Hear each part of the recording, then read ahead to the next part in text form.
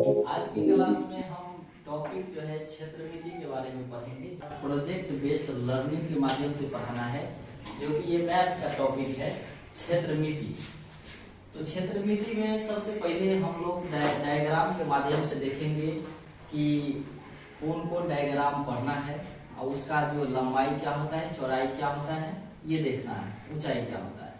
तो क्षेत्रमिति में यानी किसी भी चीज का एरिया निकालते हैं, तो एरिया निकालने के लिए लंबाई चाहिए और क्या चाहिए, चौड़ाई चाहिए, ठीक है, और ऊंचाई भी चाहिए, ठीक है। जैसे हम घन में निकालेंगे और घनाभ में जब जाएंगे तो घनाभ के लिए ऊंचाई चाहिए, वर्ग शंकु में, फिर बेलन में, इस सब के लिए ऊंचाई चाहिए, ठीक है।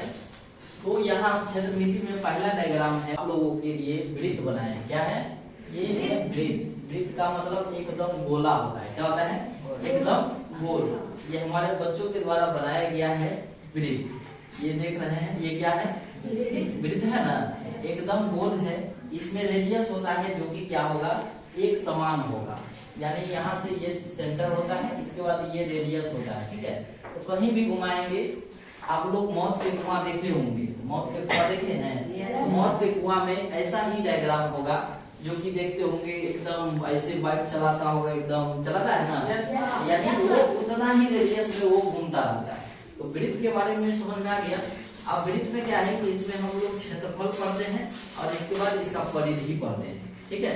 तो इतना चीज होता है कि वृत्त का क्षेत्रफल हम बताएंगे, तो पहले डायग्राम अभी समझना है, इसके बाद क्या क्या इसका क्षेत्रफल होता है वो बताएंगे। तो पहला डायग्राम हमारा वृत्त था। इसके बाद जो है आयत है। ये क्या है? आयत है। ये क्या होगा बताइए? ये नीचे वाले को हम क्या बोलेंगे? इसको लंबाई बोलते हैं। क्या बोलते हैं? लंबाई। लंबाई को L से डिनोट करते हैं, ठीक है। और ऊपर वाले को B से डिनोट करते हैं। ये क्या है? चौड़ाई। इससे डेथ हो गया, L से डेथ हो गया, ठीक है। तो आप लोग को एक अच्छा एग्जाम्पल है, यहाँ पे ईंट रखा गया था। कहाँ रखा? हाँ, तो एक ईंट रखा गया था। ये भी बेस्ट एग्जाम्पल है। ये क्या है बताइए? देखिए ये आयत है ना, इसमें जो है ये लंबाई है, लंबाई ज्यादा होता है, और ये लंबाई हो गया ऊपर का, और नीचे का क्या हो गया? चौड़ाई हो गया। ये क्या हो गया? आयत हुआ ना। कोई पूछेगा कि आयत क्या है, तो बताइए ये हमारा जो रूम है अभी, ये क्या है? आप लोग जो विद्यालय में के रूम में अभी पढ़ रहे हैं, तो वो क्या है? आयत है। इसमें भी लंबाई ज्यादा होगा, और देखिए चौड़ाई क्या होगा? कम होगा। आयत समझ में आ गया? आयत का डायग्राम जो है ये भी बच्चे के द्वारा बनाया गया है, जो किसने बनाया है? देखिए ये क्या है? आयत है ना।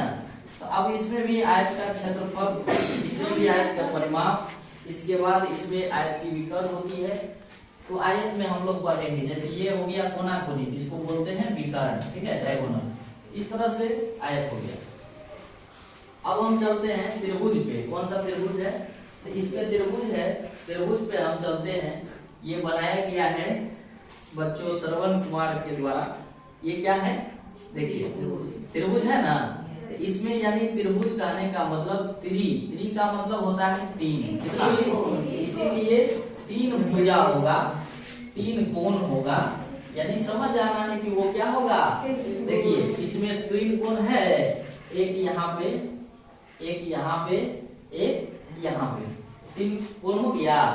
कोना समझते हैं ना? कोण नहीं समझते तो कोण होगा ना घर का या कहीं भी, वही हो गया त्रिभुज। कोई भी पूछेगा ये डायग्राम क्या है, तो त्रिभुज का है। तो त्रिभुज का क्षेत्रफल, त्रिभुज में अलग अलग प्रकार का होता है। हाँ, तो इसमें समबाहु त्रिभुज, समद्विबाहु त्रिभुज, और इसके बाद विषमबाहु त्रिभुज। इसके बाद अगला डायग्राम है हमारा वर्ग। क्या है? वर्ग। वर्ग यानी देखिए इसमें ये भी बराबर होगा, ये भी बराबर होगा, ये भी बराबर होगा, ये भी बराबर होगा, यानी इसका सभी लंबाई क्या होता है? बराबर होता है। देखिए ये भी बराबर होगा, ये भी बराबर होगा, यानी कहने का मतलब ये यदि हम ए भुजा है, ये भी क्या होगा? ए भी होगा, ये भी क्या होगा? ए होगा, ये भी क्या होगा? ए होगा, यानी सभी भुजा बराबर होता है, तो उसको क्या बोलेंगे? वर्ग, स्क्वायर बोलते हैं। हाँ, इसके बाद जो है हमारा है समांतर चतुर्भुज। तो समांतर चतुर्भुज ये है, ये कुछ बच्चों ने बनाया है, ये हमारा है समांतर चतुर्भुज। जो समांतर चतुर्भुज है, ये देखिए ये भुजा और ये भुजा क्या है, समांतर का मतलब क्या, एक दूसरे के समांतर और समान होना चाहिए ना। तो सामने सामने का क्या है, भुजा बराबर होगा ना। ये हमारा समांतर चतुर्भुज है। देखिए इसमें ये जितना होगा वो इतना नीचे भी होगा, ये जितना होगा वो भी इतना होगा, यानी आमने सामने का भुजा क्या होगा, समान होगा। तो वो क्या बोलते हैं उसको, समांतर चतुर्भुज। इसके बाद है समलंब चतुर्भुज। तो समलंब चतुर्भुज में ये आधार बोलते हैं, नीचे वाले को क्या बोलते हैं, आधार।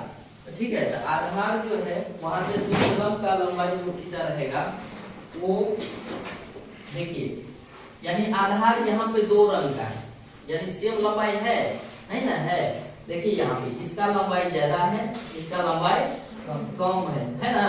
तो यानी इसका लंबाई हम कुछ मान सकते हैं, ए मान सकते हैं, और इसका लंबाई जो है हम क्या मानेंगे, बी मानेंगे। कुछ भी मान सकते हैं लेकिन दूसरा मानना पड़ेगा, एक रंग नहीं होना चाहिए, क्योंकि समान है ना, है अलग अलग है। तो जब हम इसका जब समलंब चतुर्भुज का क्षेत्रफल पढ़ेंगे तो 1/2 गुने आधारों का योग, आधार का योग होता है a + b हो जाएगा, और ये जो होगा ये क्या होता है, ऊंचाई, यानी गुने ऊंचाई होता है। ठीक है, तो इसमें ये होता है, ये हो गया समलंब चतुर्भुज। इसके बाद है हमारा अर्धवृत्त, यानी वृत्त का क्या होगा, आधा, वृत्त का आधा, यानी गोल जितना किए हैं ये पूरा करते तो यहाँ तक किया था, तो इसको आधा कर देते तो अर्धवृत्त। अर्धवृत्त का मतलब आधा। देखिए ये डायग्राम है ना, आधा है कि नहीं है, ये अर्धवृत्त हो गया, ये हमारा हो गया अर्धवृत्त। ठीक है, अर्धवृत्त इसमें हो गया, यानी जब वृत्त का अर्धवृत्त का क्षेत्रफल ज्ञात करेंगे तो अर्धवृत्त के क्षेत्रफल का आधा हो जाएगा, ये हो गया। इसके बाद है हमारा घन। घन का डायग्राम नहीं बनाया है इन लोगों ने। तो घन जो है, घन जो होता है ये होता है वर्ग की आकार का। किस आकार का, वर्ग की आकार का। तो पहले हम लोग बनाए हैं वर्ग, क्या बनाए हैं, देखिए ये क्या हो गया, देखिए ये वर्ग हुआ। अब इसी में एक वर्ग और ऐड कर दिए, एक वर्ग और ऐड कर दिए, और इस लाइन को मिला दिए, ये क्या बन गया, घन बन गया।